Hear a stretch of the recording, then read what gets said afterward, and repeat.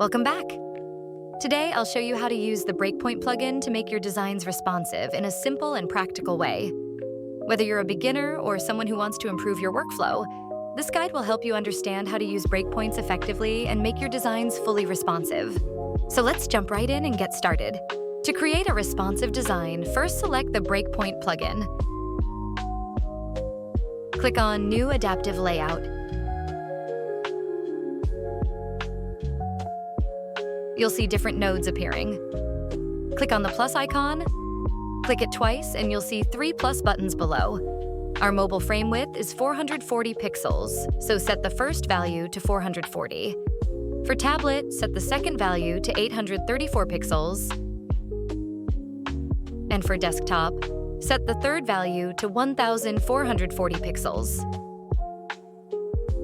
Now, you need to assign your layouts to these 3 plus buttons. Click on the first plus button and select your mobile frame. Once selected, it will show a tick mark.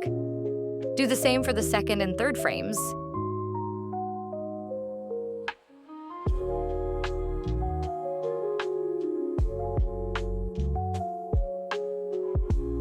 You'll see the layout preview below.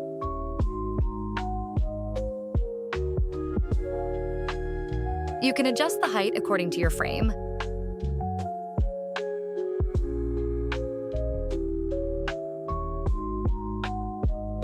Now, when you switch between frames, you'll see the responsive design in action. If you enjoyed the video, make sure to like, share, and subscribe. And if you have any suggestions for future tutorial videos, feel free to share them.